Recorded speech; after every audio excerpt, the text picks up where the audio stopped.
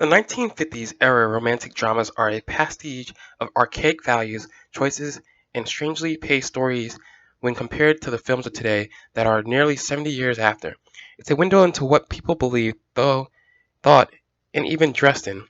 Best of Everything is a useful showcase of what a romantic comedy should strive for, and in other cases should not.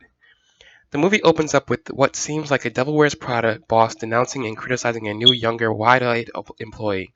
I prepared myself for the inevitable layers to unfold that would let me understand and respect the main antagonist more. I was welcomed to a surprise when the movie shifted to a group of young girls making it in the city together, living their lives and experiencing their own ups and downs of relationships and coming to terms with the pressures of marriage and dating. The movie shifts back and forth between the three main characters as it tells the dramatic and less dramatic takes on innocence lost or growing up and gaining respect for oneself. The themes hit like a brick, with melodramatic action crunching to the climax of the film.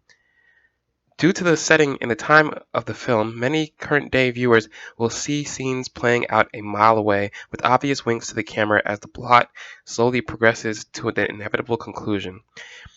One girl who is innocent and hopeful of the world will have that innocence tarnished as a symbol of losing your tarnished being. Another will hop into a tremendous relationship with a womanizer due to the allure of heated passion and fall as another character warned her. The other character will again fall for unavailable men and reflect the overly perfect gentleman pining for her.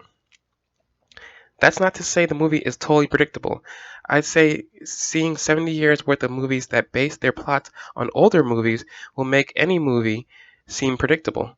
The movie even has a non-controversial wrap-up, doing something few movies would ever do today. There's no character completely spelling out what will become of the main characters, but there is a hint. Other B and C story arcs get thoroughly finished and, for better or worse, dramatized into the themes of youth, age, beauty, and marriage. The setting of the era, with men in dress coats and hats or the realistic office, brings a great aesthetic to the film. It really is a time of gentlemen and women, as they speak politely and cordially, while marred by the foil that is the dirty deeds being done in the dark. Most have marriages have mistresses, as said by one of the actors.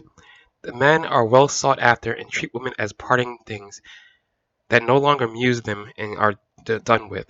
It's a surprising take on the movie with somewhat that addresses chauvinism at the time. Poignant themes of inappropriate sexual contact at the workplace, such as unwanted kissing or pats on the butt, are shown as a man just being a man, yet there's a mood of disgust from other employees, which is fascinating given our current push to denounce all versions of such activity from being overlooked.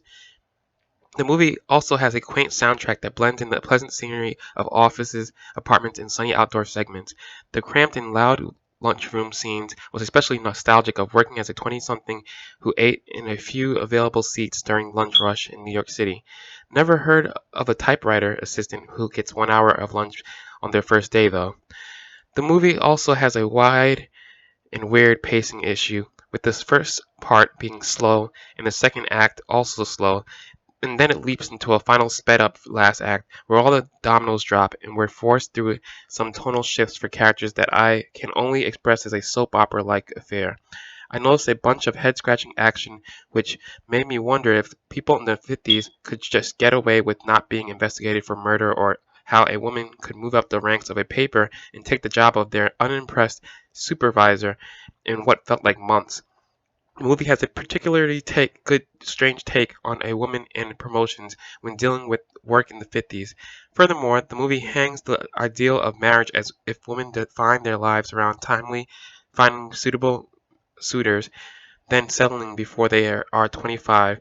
That is even at odds with today's 30-somethings, career-focused millennials. That said, the movie has its message and does an admirable job presenting it. Though there are a few pacing issues and meandering plots, the movie is a hallmark of film, with a fun cast of characters who give us a short glance into what could be the lives of many young upcoming women dealing with work, love, and life in the city. I'd recommend this movie for the mere fact it presents a take on a non-traditional romance mixed with themes we know of, but rarely see in today's contemporary romance films. It's not the usual stop the plane to say I love you film, with side characters that only exist to hear the main character's issues and spice up their scenes with comedy, but instead it's a worthy recommendation for a movie about the trials and tribulations of love and life. Thus, I give it an 80%.